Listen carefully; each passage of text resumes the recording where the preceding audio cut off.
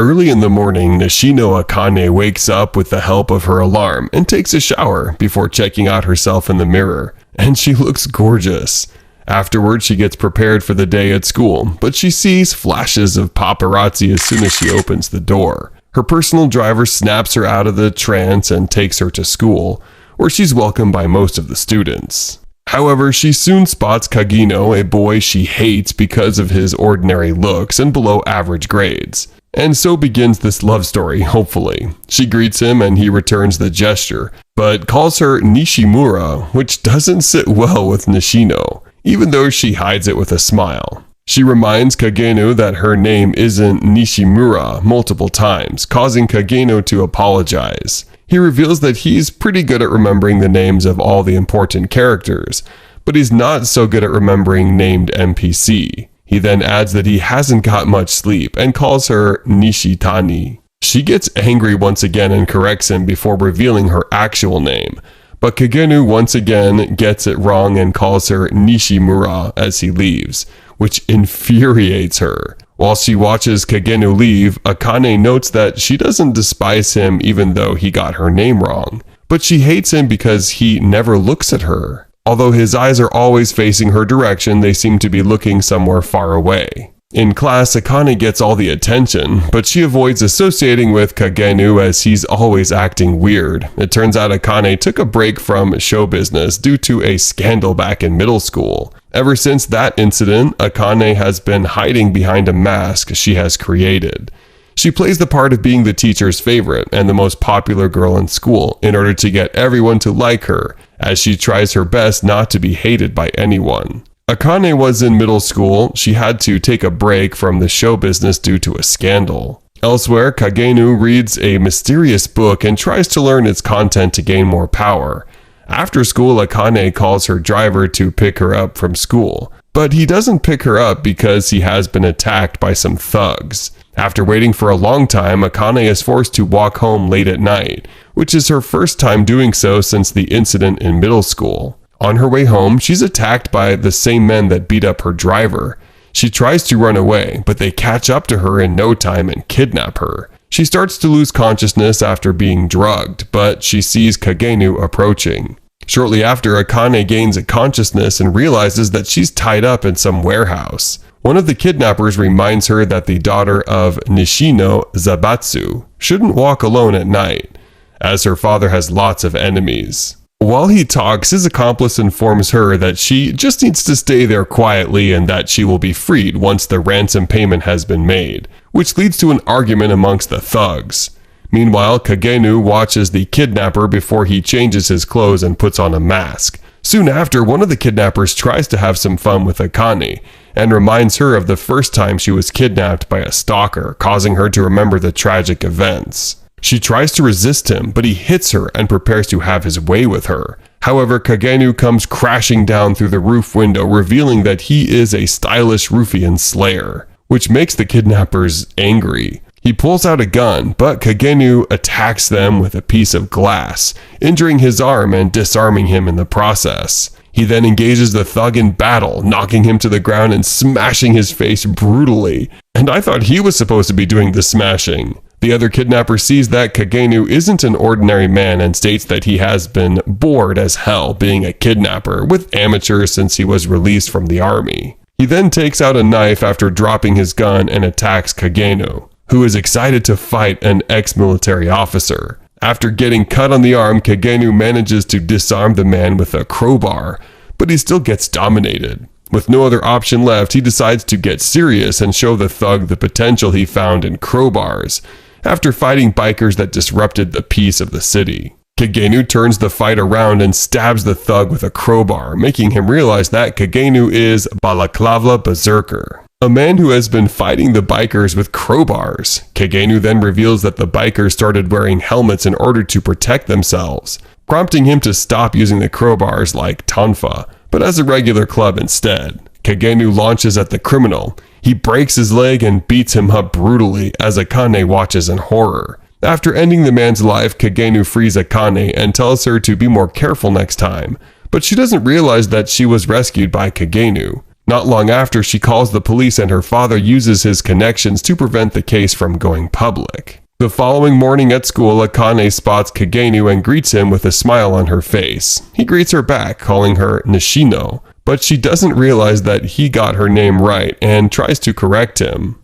Surprised, Akane feels like Kagenu is finally looking at her and deduces that he's also living a life behind a mask. However, the next day, the news reported that Minoru Kagenu has been hit by a truck and did not survive. In the past, Kagenu has always dreamt of being a hero and spent his days training, but at school, he was just a background character. Although Kagenu reached a point in his training where he can beat up some guys, he's helpless in front of an armed man. Kagenu decides to become the best martial arts in the world in order to beat up those armed men, but he's still unable to do anything about a missile. Despite having no superpowers, Kagenu wants to overcome those limits and save the world by becoming a powerful being. After being hit by a truck, Kagenu is reborn into a new world and forms an organization. With his squad and newly acquired magical powers, Kagenu prepares to start a mission. He states that he wants to be the one who operates from the shadows, showing everyone their greatness,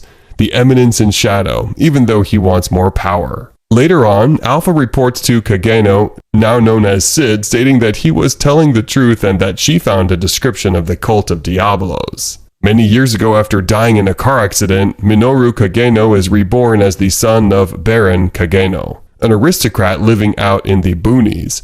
Despite being so young, Kagenu quickly understands his new world and senses that there is magic in the air. Kageno's new family has been making dark knights who can enhance their abilities using magic. And they have high hopes for Claire Kageno, Sid's older sister, who is quite talented. Sid grows up as a background character, being an average knight, and tries not to draw any attention to him. But he comes out at night and fights bandits. With a slime sword and bodysuit in his possession, he easily kills the bandits and takes their treasure. Shortly after, he finds a cage with a rotting creature and quickly realizes its potential as the magical creature it possesses. Sid takes the monster home where he shoots it with magic and performs other experiments on it as he tries to contain the magic overload. After a month, Sid succeeds in containing the magical overload and the creature returns to its normal form, a young, beautiful woman elf. Trying to make a good first impression and recruit the elf into his team, Sid decides to put on an act as she regains consciousness.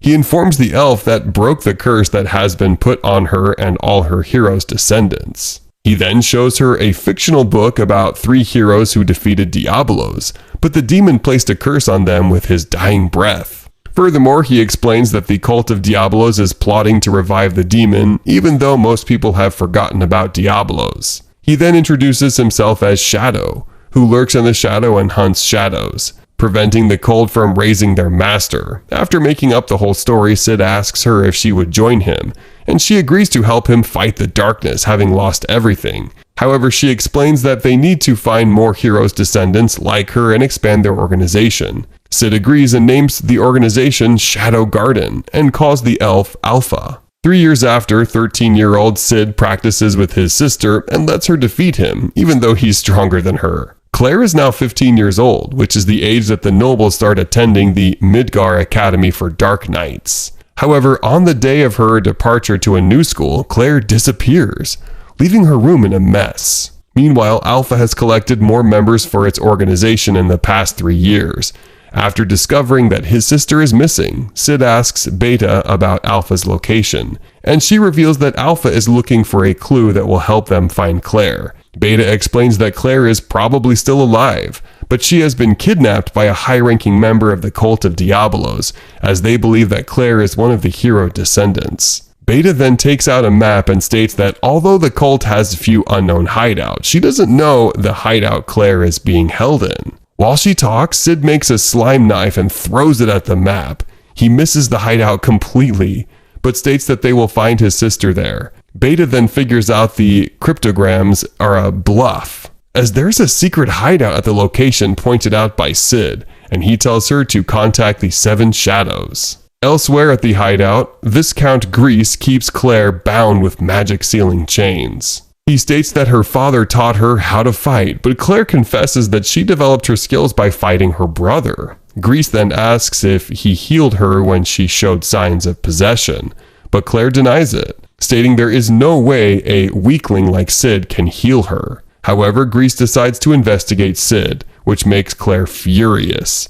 In an instant, Claire breaks one of the chains, injuring her right arm to free herself, and she threatens to kill him if they touch her brother. Despite her threats, Claire is visibly weak, and Grease knocks her out easily, before being informed that there are intruders in the secret hideouts. Meanwhile, Grease's men are easily decimated by these 7 shadows. While destroying them, Alpha reveals that they are Shadow Garden, and their mission is to annihilate the cult of Diabolos, causing Grease to wonder how they know that name and its secrets. He attacks Alpha, but she blocks his attacks with ease and injures him. She informs him that she won't kill him until they get answers from him, but Grease takes a pill that boosts his magic after being overwhelmed. He manages to escape, but Alpha tells the girls not to chase him as Shadow is after him, which is the reason why they split up. Elsewhere, Shadow is lost and is unable to find the girls. He decides to explore the tunnels and encounters Grease moments after. He attacks Shadow, who dodges his attack after breaking a sweat. Shadow then confesses that Grease has more magic power than Alpha, but doesn't know how to use it. He decides to give him some lessons and blocks his attacks, making Grease look like a chump. Afterward, Shadow attacks Grease and starts cutting him, forcing Grease to wonder if he had ever been overwhelmed in battle just like this. Refusing to give up, Grease tells him no matter how strong he is, the darkness in the world is much bigger, but Shadow states he will just dive deeper. With no other option left, Grease takes more pills and buffs himself even more, as he wants to prove to Shadow that people are worthless, fragile, and powerless. He attacks Shadow with all his might, but he manages to block his attacks and fatally injures Grease using a large number of magi. As Grease fades away, he notes he was powerless against the darkness, but maybe the Shadow was strong enough to face it head on. The next day, Claire returns home in a foul mood. Miraculously, her wounds heal overnight, and she departs for the academy immediately. Although Sid is eager to go to the academy, he has to wait for 2 more.